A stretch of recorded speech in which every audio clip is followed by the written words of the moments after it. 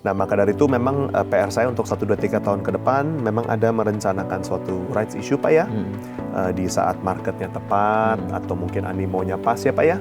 Untuk kita menambahkan even more public shares to the market through rights issue Pak. Tahun 2025 optimisme saya cukup tertakar Pak. Saya ada optimisme perkembangan namun memang tidak seperti dari 23 ke 24. Karena ya seperti tadi pertanyaan Bapak juga kan, kita ini bukanlah saya merasa di middle up ini buying power-nya shrinking dulu, namun sense of confidence bahwa dunia ini baik-baik saja apa tidak baik-baik saja, mereka lebih konservatif Pak. Jadi setiap bisnis itu tidak ada yang segitu simpel yang dilihat ya Pak ya kasat mata. Saya selalu mendifferentiate smart and effective. Orang yang pintar itu belum tentu efektif Pak, tapi orang efektif pasti ada pintarnya Pak.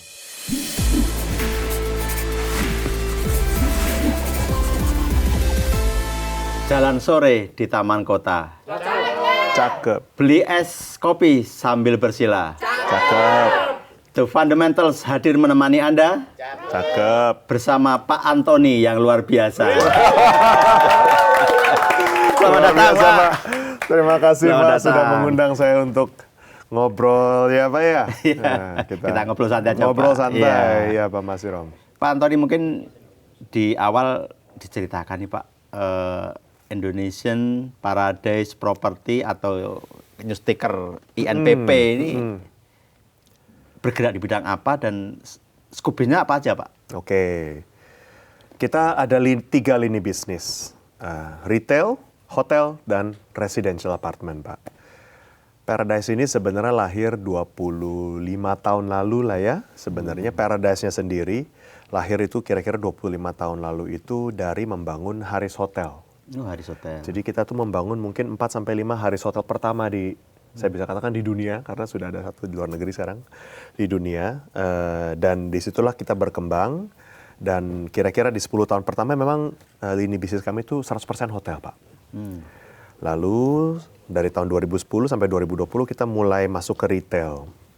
Dan juga mungkin di tahun 2015 itu yang sedikit merubah trajektori perkembangan Paradise itu karena prinsipal kami itu mengkonsolidasikan kepemilikan Plaza Indonesianya di bawah Paradise menjadi sekarang. Tadinya separate dimasukin di bawah Paradise untuk menjadi turbo boost perkembangan Paradise.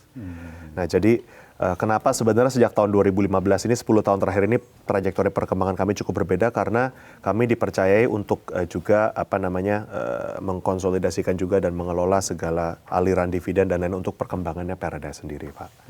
Nah jadi itu dari hotel, lahir dari hotel berkembang ke retail dan mungkin sejak tahun 2017 kita mulai masuk ke segmen high rise residential Pak. High rise residential. Ya, betul. Berarti memang segmennya untuk masyarakat di kota ya. Betul Pak, karena bisa dikatakan Paradise ini lahir itu by produknya urbanisasi Pak. Kalau kita lihat namanya dunia mall, shopping center itu kan produk urbanisasi Pak.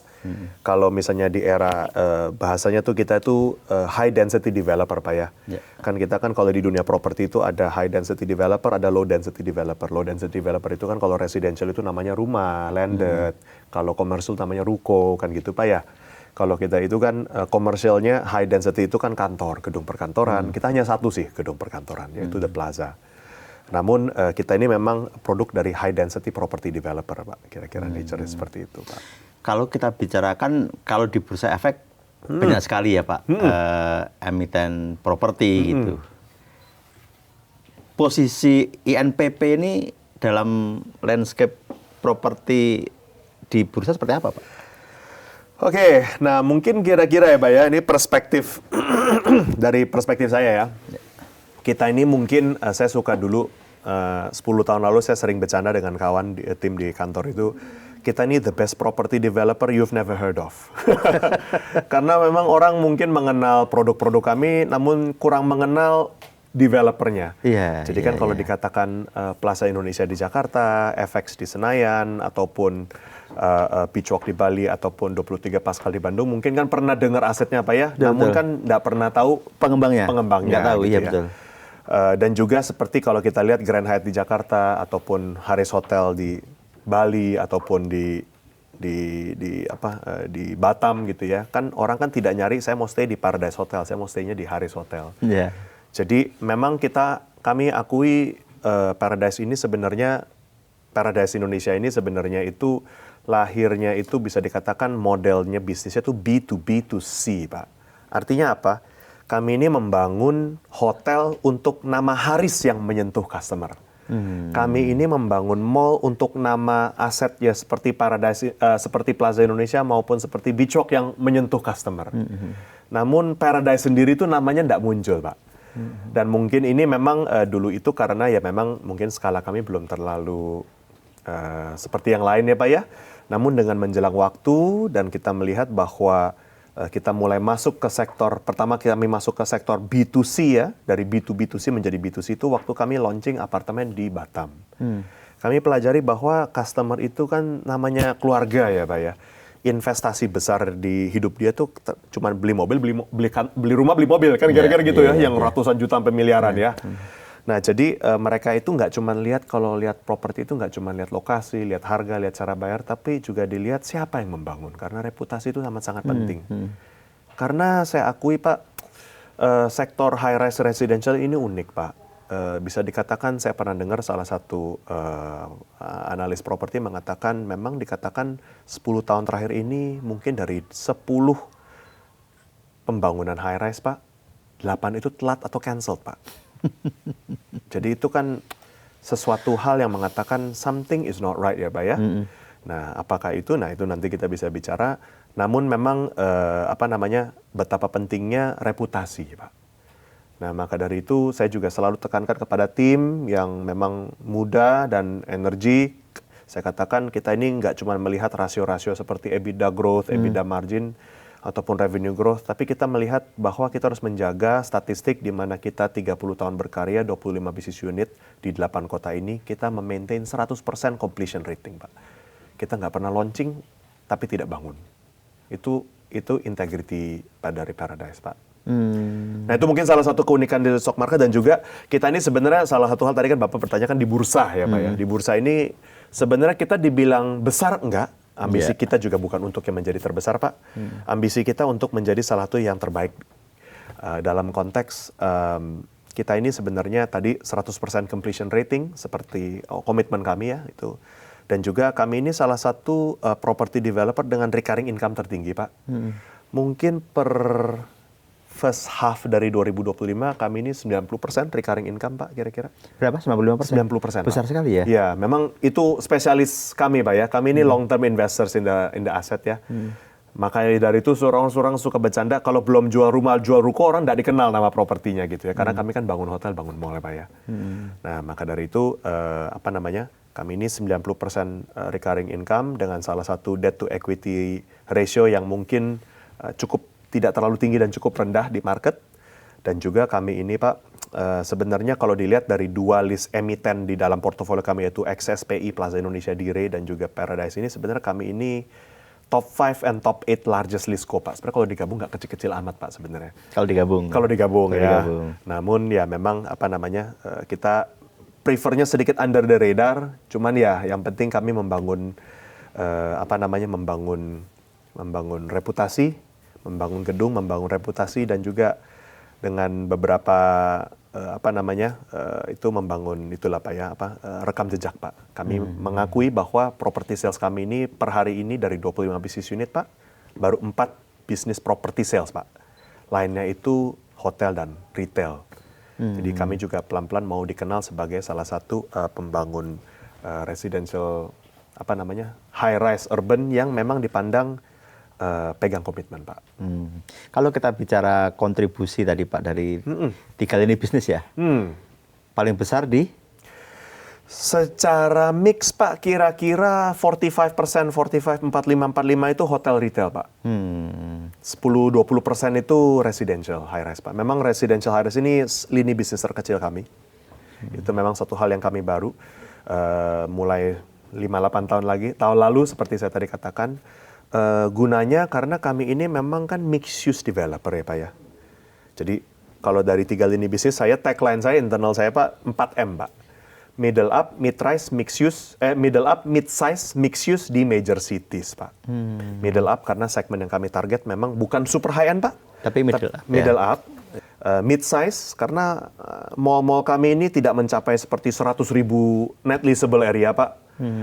Ada mega-mega kompleks kan yang besarnya luar biasa. Kami biasa rata-rata 50-an ribu, 40 sampai 50 ribu net leasable area.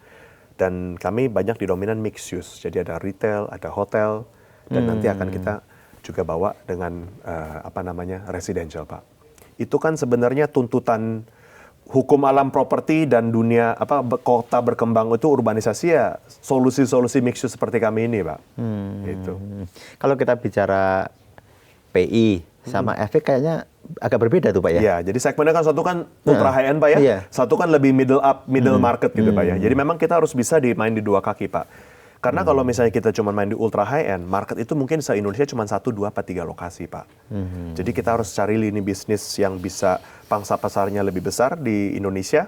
Dan kami rasa itu middle to middle up itulah, disitulah sweet spotnya untuk di Indonesia, Pak. Makanya kalau kita lihat di Bandung dan di Bali pun kami kira-kira segmennya yang mencapai middle up, Pak. Jadi nggak terlalu super high end juga, Pak. Yeah. Gitu, Pak. Kalau kita bicara tadi, Pak, proporsi 45, 45, 10. Ke depan akan seperti itu atau ke depan akan ada upaya untuk mengubah komposisi? Kita sih memang selalu best effortnya untuk maintain kira-kira long term itu sebagai long term investor property ya, recurring income heavy, Pak. Kalau ya karena satu dan lain hal pencatatan buku accounting di Indonesia itu kan apartemen itu hanya bisa dibukukan revenue saat handover ya, Pak, bukan saat membangun atau saat menjual.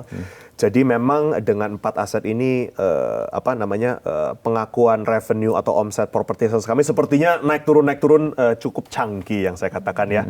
Namun kalau kita lihat secara rata-rata 5 sampai 10 tahun besar harapan saya kita bisa mencapai kira-kira 20 sampai 30%, Pak.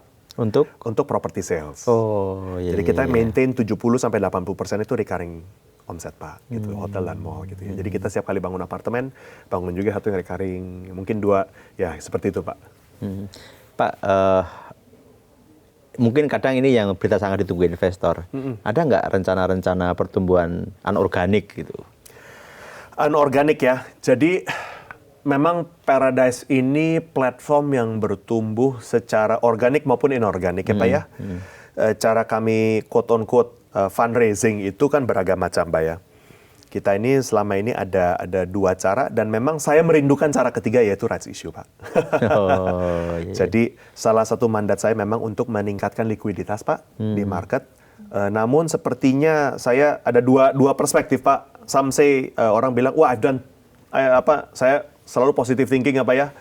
Mungkin I've done too good of a job, malahan saya bisa sahamnya publiknya naik, tapi sahamnya kurang liquid, Pak, saya akui. Karena mungkin orang terlalu sayang sama aset, jadi dia nggak mau jual beli, jadi dipegang gitu ya. Nah maka dari itu memang PR saya untuk 1, 2, 3 tahun ke depan memang ada merencanakan suatu rights issue, Pak ya, di saat marketnya tepat atau mungkin animonya pas ya, Pak ya, untuk kita menambahkan even more public shares to the market through rights issue, Pak. Sekarang berapa ya, Pak, free float-nya ya? Kira-kira kalau tidak salah 8-18%, Pak ya. Masih 18% lah kira-kira. Masih sebenarnya. potensi untuk terus ditingkatkan biar lebih bergairah betul, gitu. Betul, Pak, memang. Kalau harga sahamnya relatif stabil, Pak ya, kalau saya lihat tadi ya. Cukup oke, Pak. Cukup oke. Ya. Ya, Pak, kalau kita bicara market tadi high rise building yang mau dikembangkan gitu, potensi marketnya besar ya? Ini yang pengalaman dari development saya di Batam di tahun 2017 serta di Makassar. Kami menjual apartemen tercepat di Batam dari marketing launch sampai handover itu 30 bulan, Pak.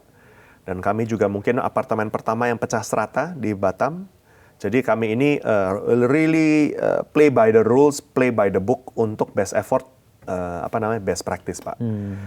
Kami juga launch ya saat itu suatu market yang orang kurang percaya itu ada sebenarnya, yaitu adalah kami menjual apartemen 5 miliaran di Makassar, Pak. Orang nggak percaya waktu itu? Ya saya rasa mungkin ada alasan skeptisisme ya, Pak ya, karena ada market seperti itu di Makassar ya. Namun kalau kita lihat perjalanan kami dari 231 unit yang kami launch sudah terjual 215 unit, Pak. Jadi kira-kira memang sudah 90% sold. Tapi yang beli orang Makassar atau orang Jakarta? Jadi kira-kira 70% lokal, Pak. Lokal ya? Lokal Makassar, ada 30% orang Makassar yang juga di Jakarta, seperti itu, Pak. Karena memang kalau saya lihat itu kan kadang-kadang kita bukan developer besar yang dalam arti saya harus bergerak, omset saya kan cuma di bawah 2 triliun, Pak ya. Jadi sebenarnya untuk 20%, tadi saya katakan 25% omset saya kan saya harus perlu menggerakkan hanya 500 miliaran setahun ya. Jadi untuk masuk ke suatu market 500 miliar setahun itu menurut saya itu cukup besar. Namun kalau saya pemain yang lebih besar lagi yang omsetnya sudah sampai puluhan triliun, apakah pangsa pasar di kota-kota seperti itu high rise, high end-nya cukup besar? Menurut saya memang belum sebegitu besarnya, Pak. Jadi pas untuk proporsional saya sebagai Paradise Indonesia, Pak. Nah, jadi kita launching justru uniknya, Pak, yang paling pertama terjual itu apartemen kami yang private lift, yang harganya 5,5 miliaran, Pak. Itu malah yang pertama laku? Iya. Itu kita sendiri jujur bicara di luar nalar kami, Pak. Kami dulu pikirnya yang 2 bedroom dulu, tapi yang ternyata yang 3 bedroom private.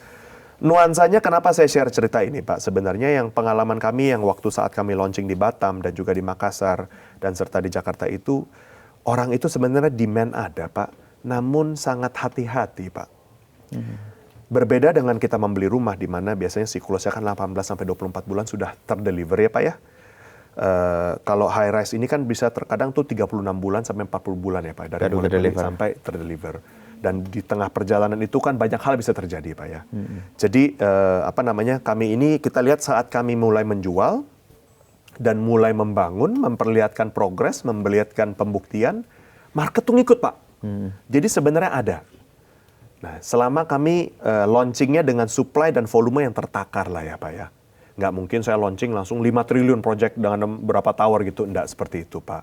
Kami launching di Batam 1 tower, di Makassar 1 tower.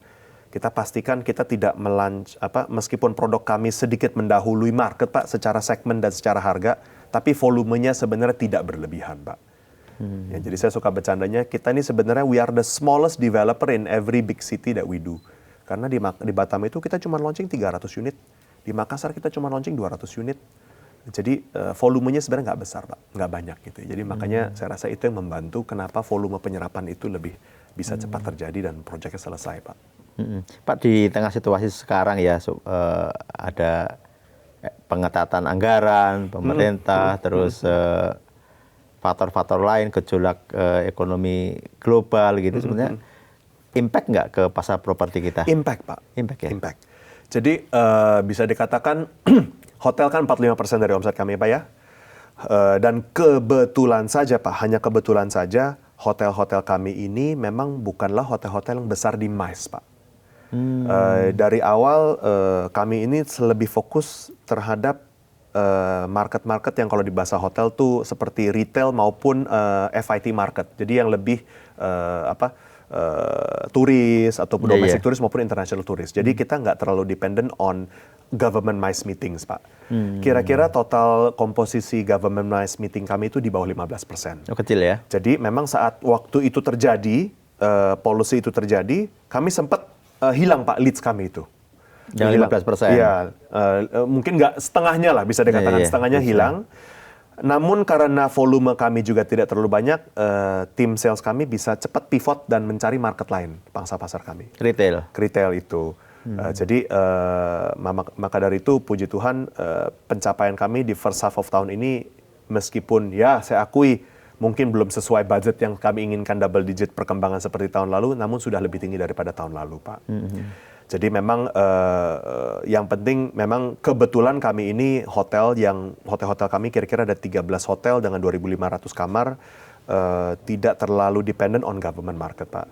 Dan itu memang salah satu PR dan arahan saya yang selalu saya katakan kepada tim kami di hotel bahwa menurut pendapat saya hotel government market itu seperti kayak sudah ada pagunya kan ya, Pak ya. Itu kalau kita tuh di luar negeri tuh seperti ngambil air tuh dari water fountain di park, Pak. Itu pasti ada aja selalu. Nah, gimana caranya saya bilang kalian punya, karena kan tim sales. You find productive sales, bukan cuma yang kejar pagu pemerintah, tapi yang bisa lebih produktif. Nah, maka dari itu mereka harus mencari lebih kreatif ke corporate yang mungkin pagunya sedikit lebih tinggi, seperti itu, Pak. Jadi memang terdampak, Pak, saya akui. Tapi namun masih cukup terjaga, poin saya gitu, Pak ya. Jadi itu kita kebetulan karena kami belum terlalu banyak ke government mass market, Pak. Tapi memang dampak itu ada, Pak. Baik, Pak. Sekarang itu ada tren, Pak, Gen Z, milenial itu kan healing gitu. Tentu tadi kan pengaruh banget ke hotel-hotel yang Bapak punya gitu. Bener ya, Pak? Jadi mungkin kira-kira 80% dari hotel kami kan di luar Jakarta ya, Pak ya. Kami cukup expose to Bali ya, Pak ya. Saya akui saat misalnya tadi pertanyaan Pak Asiro kan tentang government policy itu ya, Pak ya. Namun saya akui volume dari turis ke Bali itu sebenarnya masih cukup positif. Artinya apa? Ya bisnis susah, Pak ya. Memang cari healing gitu, Pak ya. Dan memang itu menurut pendapat saya bukanlah tren yang unik untuk Indonesia, Pak. Saya rasa di seluruh dunia juga demikian. Namanya post-pandemic revenge travel itu is a global phenomena, Pak ya. Yang sudah kita lihat di tahun 2023 dan 2024. Tahun 2025 optimisme saya cukup tertakar, Pak. Saya ada optimisme perkembangan, namun memang tidak seperti dari 23 ke 24. Karena ya seperti tadi pertanyaan Bapak juga kan, kita ini bukanlah saya merasa di middle up ini buying power-nya shrinking dulu, namun sense of confidence bahwa dunia ini baik-baik saja apa tidak baik-baik saja, mereka lebih konservatif, Pak. Jadi yang saya lihat dari beberapa recurring guest kami, Pak, yang datang ke hotel-hotel kami di Bali itu, yang dulu datang ke Bintang 5, masih datang ke Bali, Pak. Cuma sekarang di Bintang 4. Dari yang ke Bintang 4 biasanya sekarang ke Bintang 3. Yang Bintang 3 mungkin jadi ke Wisma. Seperti itu, Pak. Jadi memang mindset bahwa sekarang manusia itu lebih spend untuk experience dibanding untuk aset gitu ya. Ya saya rasa itu real ya. Real ya? Dan itu bukan unik tuh Indonesia, Pak. Ya itu betul. Karena kemarin data pertumbuhan ekonomi BPS yang 5,12% yang sampai sekarang masih rame nih. Iya. Ini salah satu penopangnya juga industri pariwisata kan. Betul. Berarti memang tercermin ya di sana ya. Iya, saya rasa ya domestic consumption yang lebih lifestyle ya, Pak ya. Iya, betul. Kira-kira tren ini jangka panjang, Pak, kalau menurut pandangan Pak Antoni? Saya nggak tahu jangka panjang, Pak. Tapi saya bisa katakan itu cukup global. Jangka panjang itu kan bisa dikatakan tergantung animo makroekonomi. Tapi ya, Pak, ya nggak usah susah-susah, Pak. Kita sendiri dibanding orang tua, kita sendiri kan juga kan orang tua kita mungkin dulu bekerja, liburannya mungkin cuma setahun sekali ya, atau 2 tahun sekali. Sekarang berbeda kita ya? sekarang ke Bali tiap 3-4 bulan ya, Pak ya. Gitu ya. Jadi iya. saya rasa ini dibilang jangka panjang ya memang ini sudah menjadi gaya hidup ya, Pak ya. Bahwa orang-orang itu memang value experience juga di luar dari itu, Pak. Ya. Pak, kalau kita bicara ke saham lagi nih, Pak, ke Bursa Efek. Apa nih komitmen Bapak untuk para investor nih? Baik yang sudah pegang saham INPP atau yang ya saya ingin beli saham INPP karena ke depan kayaknya kinerjanya akan bagus nih. Gitu. Iya. Mungkin saya cuma bisa katakan PR saya, mandat saya itu untuk terus berkembang double digit, Pak. Jadi mungkin kalau kita lihat sejak keluar dari pandemi tahun 2022 saja ya kalau tidak salah, itu kan eranya Omikron ya, first half. Kami sudah bisa mencatatkan omset yang lebih tinggi dari pre-pandemi ya. Jadi dengan rekam jejak pertumbuhan kami ini sebenarnya kami cukup optimis bahwa kami terus bisa bertumbuh double digit every year. Nah sekarang ini PR saya adalah untuk terus membawa momentum ini bukan hanya 5 tahun, 6, 7, 8 tahun ke depan, tapi 10-15 tahun ke depan, Pak. Caranya adalah saya harus terus mencari beberapa bisnis modul yang memang multi aset. Paradise ini, Pak, memang bisa dikatakan kami berkembang, saya selalu katakan 4+2. At any given time, kita ada 3-4 proyek yang sedang berjalan dan 2 yang di pipeline. Nah, sekarang ini besar harapan saya bahwa setiap proyek yang kita bekerja sama atau bermitra dengan partner-partner kami ini bukan hanya seperti di Pascal, satu mall selesai 3 tahun, proyek udah jalan selesai. Namun bisa multifase. Jadi per proyek itu bisa berjalan 6, 7, 8 tahun. Karena fase pertama, fase kedua, fase ketiga. Jadi kami bermitra bukan hanya dengan satu parsel lahan, namun juga mungkin parselnya lebih besar dan kita berjalan berfase. Dan itu yang menjadi salah satu PR kami untuk bisa terus berkembang dengan cukup pesat ini. Kalau dipikir-pikir, Pak, sebenarnya itu nggak sulit kok, Pak, untuk berkembang double digit. Kira-kira same kalau bahasa retail kan same store sales ya, Pak ya. Kalau saya nggak berkembang dengan development baru pun, biasanya bisnis unit saya sudah berkembang dengan kira-kira pertumbuhan 2 kali inflasi, Pak. 7-8%-an lah gitu ya. Itu kan sudah segitu. saya tambah satu development lagi, ya pasti Udah bisa pasti double digit double digit gitu ya. ya. Iya, Jadi iya. karena saya punya optimisme karena skala bisnis kami itu datang dari yang cukup kecil, Pak.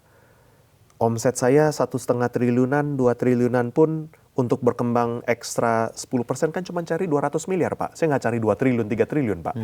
Jadi property market itu jauh lebih besar dari Paradise. Dan saya yakin sebenarnya itu tidak sulit, Pak, untuk berkembang seperti itu. Sebetulnya tadi satu, debt to equity rasionya Ya, kecil. betul, Pak. Yang kedua, perkembangan selalu double digit. Menarik sekali ya sebetulnya untuk investor ya. Ya, ya terkadang Pak, dulu juga saya pernah ditanya 3 tahun lalu dikatakan, wah Pak saya invest nggak, saya cerita yang begini, tapi ya sekarang kan udah lihat harganya naik, mereka Iya. masih bertanya juga, saya bilang ya mungkin saya sudah memberikan bukti lah bahwa cerita dan narasi yang saya rencanakan sejak 3-4, kami tim manajemen kami sudah dari 3-4-5 Terwujud tahun ya. lalu itu terwujud, sudah track record-nya sudah jadi Pak. Dan uniknya Paradise ini Pak ya, kami ini yang bisa saya katakan we are a non-land bank developer Pak. Kalau kita lihat mitra-mitra kami di emiten-emiten lain yang besar-besar di Land banknya di gede-gede IDX ya? itu kan land banknya besar-besar Besar, Pak ya. betul.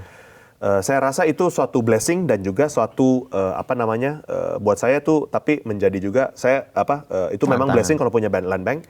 Tapi saya juga katakan nggak punya land bank juga blessing juga Pak. Jadi saya lincah dan harus kreatif dan asset light Pak. Jadi kami berkembang itu hampir 100% tuh dengan gaya bermitra, hampir ya 80% dengan gaya bermitra JV, maupun kita memberanikan diri dengan kemampuan. Biasanya financial structuring kami itu apakah mengambil alih proyek dari PKPU dan lain-lain. Saya masih ingat saat kami mengambil alih proyek di Jakarta Selatan Antasari itu, kami ini dibilang spesialis mangkrak gitu ya, karena kami ini developer yang lahir dari operator Pak, operation. Jadi pertama-tama kami bisa running hotel, makanya kami bangun hotel. Kami bisa running mall, makanya kami bangun mall. Bukan karena saya punya tanah, Iya. saya harus bangun rumah, ruko, mall, hotel gitu ya. Jadi mindsetnya memang sedikit berbeda, tapi saya lihat itu sebagai peluang juga Pak. Memang.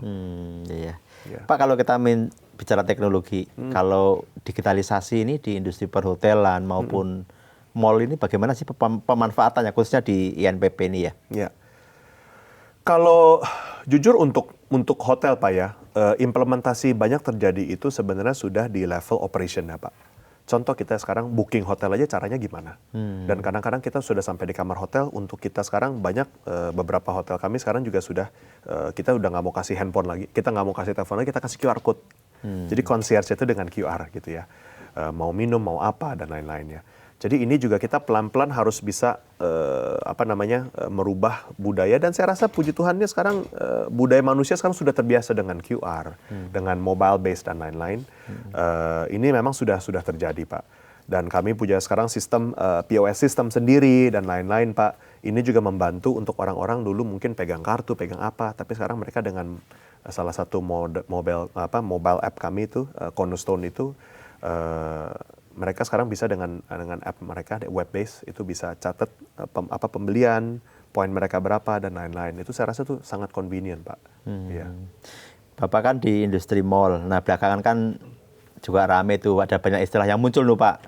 Rohalus, Netizen, Rojali ya. apa gitu kan ya. Rombongan hanya elus-elus, rohalus, rombongan hanya nanya-nanya, Iya, rohana, Iya. Rojali, rombongan jarang beli ya. Bagaimana Bapak melihat itu? Saya rasa sih bisa saja ya Pak itu terjadi ya. Namun perbedaannya gini Pak ya. Orang kadang-kadang melihat gini, short answer gini Pak. Kita ini bukan retailer, namun retail platform. Artinya apa? Kita jangankan bicara rohalus, rojali Pak. COVID lah, kita bicara COVID. Saat COVID itu terjadi dan customer itu hilang 100% Pak. Sebenarnya kami ini kan bagaimana sih cara mall itu hidup? Saya tidak hidup dari Bapak atau saya sendiri jalan ke mall beli makanan Pak. Saya hidup dari restoran makanan itu bayar saya sewa. Artinya apa Pak? Kalau market lagi bagus sekali Pak, tiba-tiba spending orang punya kemampuan untuk spending naik segala macam. penjualan restoran mereka naik 20%, sewa saya tetap naik aja 5-8%, Pak. Nggak naik? Nggak naik. Nggak dinaikin? Kan nggak ada revenue, nggak banyak revenue sharing lain, Pak. Fix rent, Pak, Iya, biasanya, iya. 5-8 Oke, tahun. oke. Dan dengan pengertian yang sama itu juga, Pak, apabila tiba-tiba perkembangan mereka hanya 3%, apakah rental saya turun? Tidak. Tidak. Ya, Gitu. tidak. Di tengah pandemi pun saat mereka omsetnya hilang 100%, apakah rental kami juga 100%? Enggak juga, Pak. Biasanya kami sama-sama, oke, rentalnya kita diskon, namun servis saja harus tetap dibayar. Karena kan kita sama-sama menghidupi ini, gitu, itu biaya. Jadi memang tidak, saat market begitu luar biasa, kita juga nggak tiba-tiba naik bagaimana. Saat market ada guncangan, kita juga tiba-tiba hilang. Dan saat market lagi naik turun seperti ini, Pak, kita stabil. Ya karena itu kembali kita ini bukan retailer, kita ini retail platform. Jadi perkembangan kami terukur dan kami juga cukup terisolasi dikatakan terhadap beberapa gejolak-gejolak seperti ini, Pak. Itu. Asal tidak lama, Pak. Kalau Asal lama tidak aja, lama, setuju, Kalau setuju, tidak lama setuju, juga setuju. ngaruh Demikian. pasti kan. Pasti, Pak, Retailernya kena, Pasti. akhirnya ngaruh juga ke mallnya. Pasti, gitu. Pak, kita juga membuka pertanyaan nih. Biasanya kita umumkan di Instagram. Kita akan podcast dengan Pak Antoni gitu. Ada pertanyaan masuk ini, Pak. Waduh. Ada pertanyaan dari akun siapa itu? Dea Rizona. Apakah INPP kedepannya akan mencoba merambah proyek landed house? Nah, atau akan tetap fokus di properti high rise dan mixed use, Pak? Oke. Jadi kalau ini kayaknya pemegang saham INPP nih, saya yakin nih. Jadi kalau bahasa development kami, Pak, itu namanya high density dan low density development, Pak, ya. Jadi memang dalam INPP sendiri kami sekarang sedang menggodok satu produk development untuk masuk ke segmen low density development, Pak. Namun memang low density development kami ini lebih fokus ke arah retail dan komersilnya. Jadi ini seperti apa ya, bisa dikatakan kalau high density itu kan seperti mall 3-4 lantai tertutup AC maupun terbuka ya, sekarang kan ada banyak outlet model. Tapi ini lebih ke seperti ya kalau di luar negeri itu seperti ada kayak lifestyle destination F&B 2 lantai saja gitu yang lebih terbuka dan lain-lain. Kita memang lebih mau mencoba mendevelop arah seperti itu, Pak. Jadi memang kita sekarang harus bisa mencoba masuk ke second tier city juga, Pak. Namun dengan bukan hanya big box mall model, tapi juga dengan gaya-gaya low density development yang memang dengan gaya dan genit arsitektur yang memang sesuai dengan selera kekinian sekarang, Pak. Namanya bangun properti itu, Pak, kayak jualan mobil, Pak. Kita bisa bilang desain arsitekturnya begitu bagus. Tapi kembali menurut pendapat saya, arsitektur itu bisa mendatangkan orang. Namun hanya fungsi dan value lah yang bisa mengembalikan orang. Retail itu, Pak, ya, itu hidup dari orang yang nggak datang, Pak. Retail itu bukan bisnis yang hidup dari orang datang. Tapi retail itu hanya bisa hidup kalau orang kembali. Karena bayangkan, Pak, kalau saya punya mall 40.000 net leasable area, setiap hari itu saya harus bisa tarik 25.000 traffic sehari, Pak. Setahun, 2 tahun, 3 tahun, kalau orang cuma datang sekali, habis satu kota populasi itu, Pak, gitu ya. Jadi maka dari itu saya harus bukan cuma cantik, kelihatannya keren, tapi tenancy mix-nya, convenience-nya, value daripada yang orang datang itu dia belanja macam-macam, bisa tamasya keluarga juga. Mall itu is a team sport, Pak. Going to a mall is a team sport. Jadi jarang kita cuma jalan sendiri, tapi kita biasa either sama teman atau sama keluarga. Jadi memang kita harus mendesainnya itu sesuai dengan kebutuhan Gen Z dan juga multi generational sekarang yang kadang-kadang ke mall itu kan dengan kakek, nenek, ayah, teteh, semuanya kan ya, anak gitu. Pak, kalau menarik sekali tadi filosofinya. Jadi kita hidup itu bukan oleh customer yang datang, tapi oleh yang kembali ya. Iya. Jadi memang bagaimana kita membuat mereka itu kembali lagi ke mall itu. Betul. Kan? Apa itu, Pak, yang ditawarkan tadi selain kombinasi tenantnya gitu? Itu seninya, Pak. Kalau saya bisa katakan, Paradise ini unik karena kami adalah mall developer dengan bisa dikatakan bahasanya itu anchor content terkecil di Indonesia, Pak. Anchor content itu apa, Pak? Anchor content itu biasa tuh masa-masa mass of retail tenant yang size besar-besar Pak, 3.000, 5.000 meter persegi, yang biasanya jual perangkat-perangkat rumah, ataupun hypermarts, ataupun department store, dan lain-lain ya. Namun memang dengan era gaya hidup zaman sekarang, big box model seperti itu Pak, tidak memiliki daya tarik sama seperti dahulu di tahun 90-an Pak.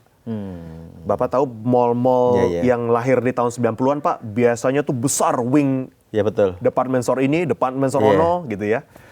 Dan banyak tamu-tamu sekarang itu apabila saya mau belanja, daripada saya belanja merek itu di dalam department store, saya lebih baik langsung go to the specialty store-nya aja. Saya beli misalnya apapun itulah, merek Stradivarius kah atau Bershka atau apapun gitu misalnya, saya mendingan datang ke tokonya itu sendiri daripada saya ke toko itu di department store Pak. Jadi itu karena lebih experiential Pak ya, pendapat saya ya gitu sih Pak. Nah, menarik sekali gitu. Jadi faktor tenant juga berarti pengaruhnya gede ya. Menurut saya itu paling penting Pak. Paling penting ya. Iya. Lokasi dan juga accessibility. Saya katakan your location is your destiny Pak, but your accessibility is your reality. Lokasi kita bagus, tapi kalau misalnya accessibility susah ya susah ya Pak ya. Ya gitu. Jadi kita harus kombinasi semua itu, membangun suatu produk yang memang mudah untuk dianggap bernilai dan valuable dan comfortable untuk customer. Lumayan kompleks juga ternyata ya bisnis ini ya. Setiap bisnis itu tidak ada yang segitu simpel yang dilihat ya Pak ya, kasat mata. Betul. Karyawannya berapa banyak Pak total INPP ini? Kenapa Pak? Maaf. Karyawan. Aduh, kalau di head office kami sendiri secara development team mungkin sudah mencapai 200-an. 300? Oh, 900. Lebih kali ya. Oh ya. Ya mungkin sudah hampir mencapai 1.000 kalau termasuk mungkin employee hotel ya Pak ya, dan mall 900. Nah, bagaimana Bapak menjaga budaya tadi adaptif terhadap perkembangan, inovatif gitu? Puji Tuhan Pak, Paradise ini justru sebenarnya suatu organisasi yang di tengah proses bisa dikatakan regenerasi Pak. Jadi dari founder kami yang melahirkan perusahaan ini, sebenarnya dari prinsipal kami lah, yang sebenarnya kan produk pertama dia kan Plaza Indonesia di tahun 90-an ya Pak ya. Lalu ada jajaran manajemen yang merintis Paradise-nya sendiri, yang tadi dari Harris Hotel itu tahun 2000-an. Dan sekarang ini saya bisa dikatakan seperti Gen to Gen 3 tergantung dari itunya ya, lihatnya dari project Plaza-nya atau project Paradise-nya. Jadi kami ini memang sekarang jajaran direksi kami itu bukannya saya itu umur, namun mungkin sekarang ini kita mungkin lebih dari 50% jajaran direksi kami itu di bawah umur 45. Karena memang ini menjadi PR dan mandat kita untuk merejuvenate supaya mempersiapkan Paradise ini untuk 10-15 tahun ke depan lagi Pak. Jadi ini bisa dikatakan ya Pak ya, namanya bisnis keluarga maupun bisnis multi-generational seperti ini itu era-era regenerasi itu era-era masuk angin pancaroba Pak. Tidak mudah.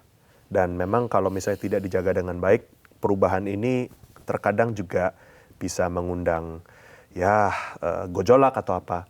Tapi memang saya bisa katakan proses ini sudah berjalan hampir 10 tahun Pak. Ya, dan mungkin saya sangat bersyukur pada kerjasama dan tim dan mungkin satu budaya terhadap memang yang ingin yang terbaik ya Pak ya untuk perusahaan ini.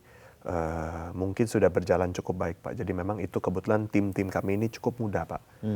Seperti itu Pak. Pak, ini ada satu, Bapak udah lama ya bergelut di bisnis ini gitu. Saya pertama kali join properti tahun 2016 Pak. 2016 benar ya. Ya, jadi dibilang lama, ya saya rasa banyak yang 9 lebih tahun. Ya, banyak yang lebih lama dan lebih senior dari saya Pak. Saya masih belajar lah bisa dikatakan. Sebelumnya saya di dunia finance Pak. Ya. Mungkin ada pelajaran Pak, ada pelajaran terpenting yang Bapak dapatkan dari sebelumnya di finance, sekarang di properti, yang bermanfaat untuk para pemirsa kita ini.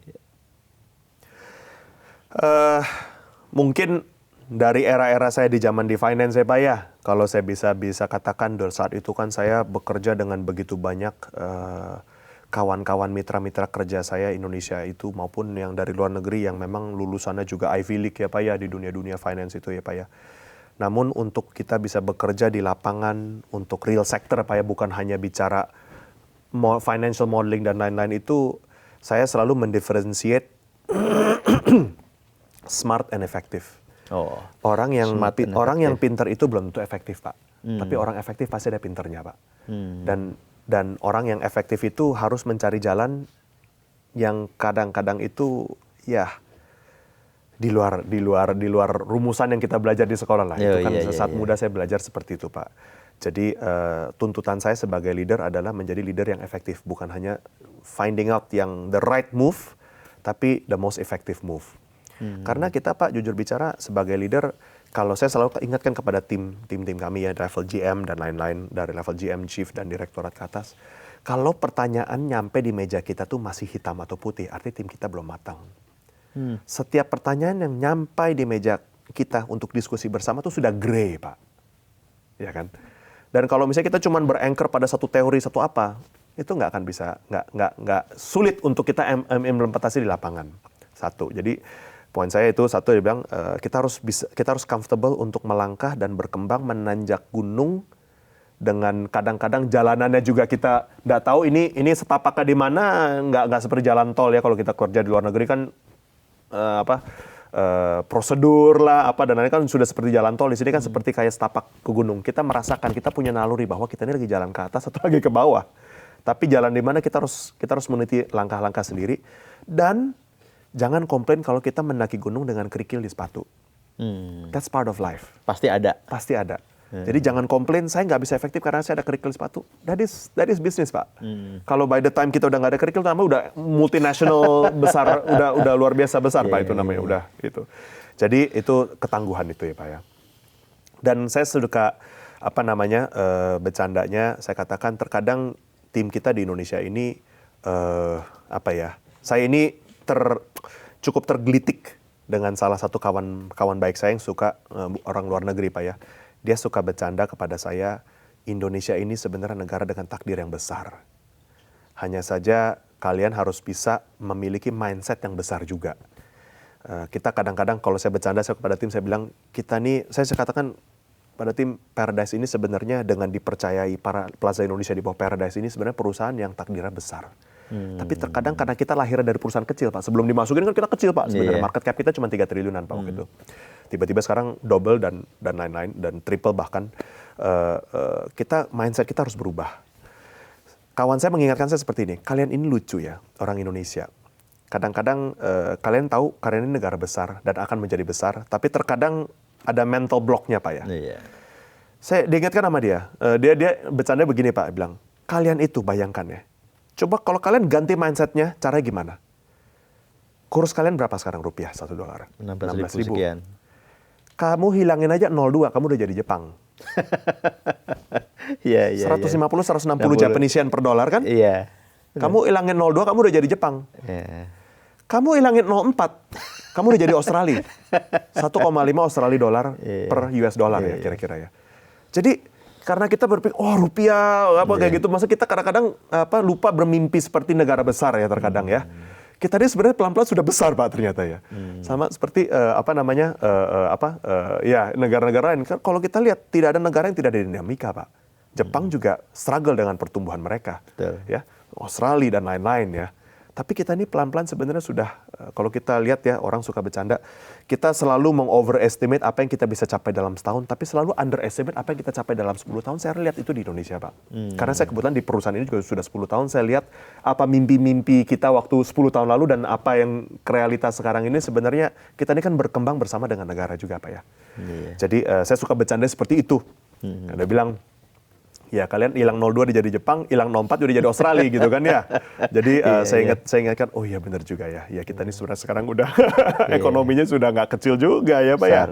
Dan saya selalu bercandanya adalah kita ini, saya terkadang punya sedikit observasi ekonomi, Pak ya, kalau saya bisa sharing.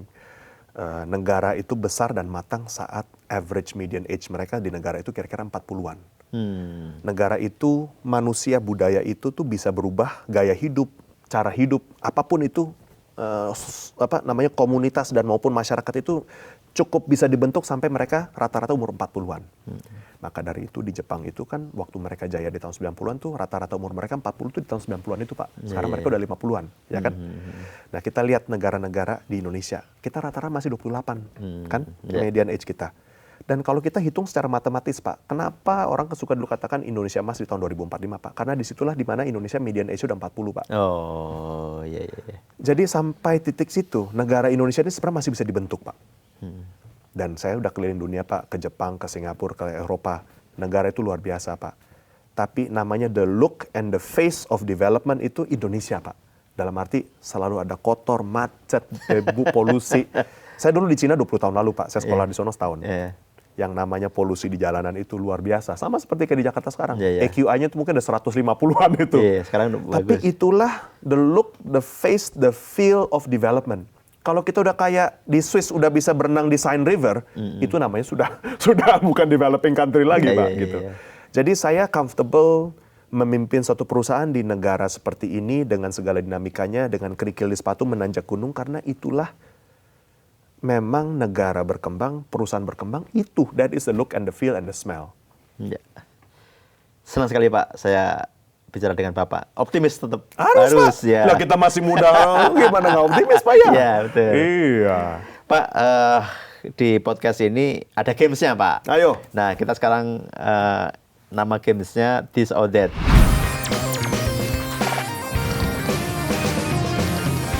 Jadi ada beberapa pilihan yang nanti ada 2 pilihan, Bapak pilih salah satu ya.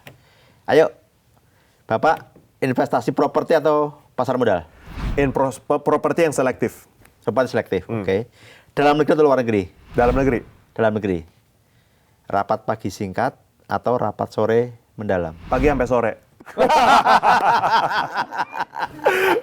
Iya. Kalau rapat lama? Paginya enggak, cuman Bu Ami tahu nih. Saya kalau tiap hari Selasa, pokoknya dari pagi sampai sore. Tapi sisanya saya memang jaga kira-kira setiap meeting itu nggak lebih dari 1 jam supaya tim tuh nggak banyak itu. Ya, jadi cuman di beberapa hari tertentu yang panjang. Yang panjang ya. Hari Selasa itu. Iya. Berarti kemarin ya. Kemarin. Iya. Iya. Nonton YouTube atau dengerin podcast? Dua-duanya, Pak. Dua-duanya. Iya. Sering ya? Iya. Karena nonton podcastnya di YouTube. Iya. Iya kan? Banyak kayak gini. Iya. Bapak pilih pensiun di kota atau di desa? Di kota. Oh, karena orang kota ya. Lahir besar di kota kan? Iya. Udah biasa dengan hiruk pikuk ya, Pak ya. Iya. Kan kita juga berbisnis di Bali, Pak ya. Iya.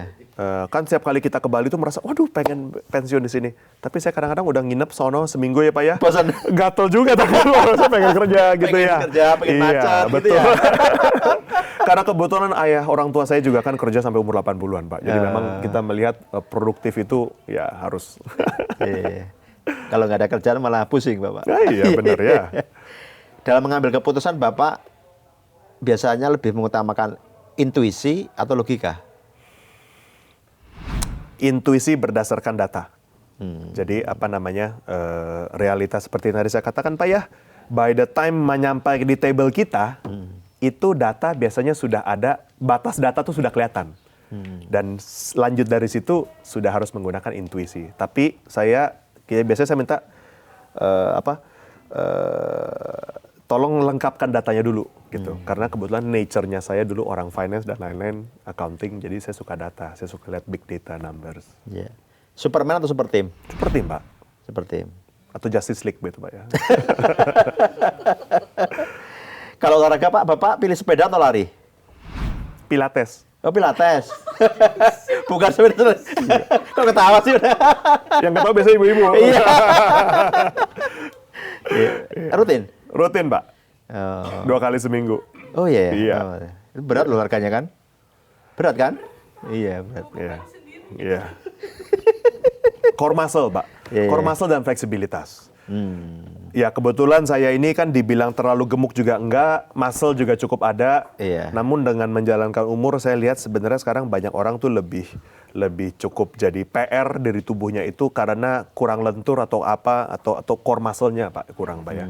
Jadi saya juga saya lebih suka pilates sebenarnya. Yang belakangan tren pedal belum nyoba? Belum. Udah nyoba tapi memang belum reguler, Pak. Belum ya. nemu juga Iya. keasikannya jangan-jangan. Oh, padel itu sangat menyenangkan, Pak. Menyenangkan ya? Menyenangkan sekali. Itu olahraga yang menurut saya ya seperti semua olahraga difficult to master but easy to enjoy Pak ya. Oh. Kalau kita main tenis, mau surfing pertama juga susah gitu kan. Kita mungkin harus main sekali 2 kali baru bisa surfing. Padahal itu kan pertama kali main kita bisa ceplok-ceplok udah bisa. Seru Pak gitu. Jadi memang kan saya mengerti sekali kenapa padel itu populer karena it's very easy to enjoy. Apalagi dari kita orang Indonesia yang memang biasa main pingpong sama badminton, Pak ya. Iya, benar. Suka juga badminton? Enggak. Mau saya tantang kalau suka badminton. Iya. Pak, terakhir nih Pak, mungkin dalam prediksi Bapak seperti apa mungkin bisnis wajah industri properti dan gaya hidup di Indonesia dalam 5 tahun ke depan? Di Indonesia ini Pak, yang namanya properti itu tidak ada alasan gagal sebenarnya. Karena kita ini tidak seperti negara besar lainnya, di mana populasinya mulai shrinking, aging and shrinking. Kita lihat betapa besar dampak shrinking population even in a growing economy seperti China, ya kan? Dampak kepada propertinya. Tapi Indonesia itu masih China 20 years ago. 30 tahun lalu Pak. Jadi hukum alam akan mengatakan demand untuk perumahan itu tetap akan berkembang Pak. Nah tapi namun Jakarta dan Indonesia seperti banyak besar megapolis lainnya Pak ya. Benar-benar harus bisa memikirkan bagaimana jalan melangkah urbanisasi mereka ke depan. Di mana tidak lagi bisa sepenuhnya berdasarkan mobil namun public transportation. Itu adalah suatu shift yang harus terjadi di seluruh kota megapolis, dari metropolis jadi megapolis. Karena ini sudah terjadi, kita lihat di Bangkok, kita sudah lihat di negara-negara besar, kota besar lain lah. Jadi menurut saya selama kita masih berkembang ekonomi, berkembang populasi, dan berkembang urbanisasi, properti itu sebenarnya udah kayak kita ngikutin wave aja Pak. Government policy itu tidak perlu terlalu banyak intervensi, asal mereka meliberalize sedikit aja sebenarnya sudah bisa jalan Pak, sendiri. Gitu Pak. Ya. Dan ya jujur bicara Pak, bricks and mortars property ini kan nggak seperti bits and bytes seperti di AI ataupun social media. Bagaimana kita melakukan policy censoring untuk social media lain, itu kan new economy Pak. Old economy. Ini sudah industri yang sudah dari awal zaman manusia namanya bangun perumahan, sandang pangan papan itu sudah ada Pak. Jadi ini bukanlah rocket science menurut saya Pak. Jadi asal momentum makro itu maju Pak, properti ini harusnya maju Pak. Tinggal membalance supply and demand. Itu aja Pak. Ya. Baik, terima kasih Pak Antoni. Tak terasa Pak, ternyata 40 menit. Jadi perbincangan yang pendek kan? Ya, pendek benar ya. Terima kasih banyak Pak Masiro kesempatannya untuk mengundang saya juga untuk sedikit memberikan cerita dan kita sharing perspektif juga Pak ya.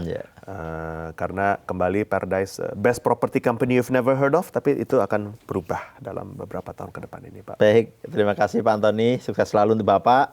Semoga apa yang kita diskusikan, yang kita obrolin pada kesempatan kali ini bermanfaat bagi pemirsa podcast Fundamentals. Terima kasih sekali lagi Pak. Terima kasih banyak. Terima kasih.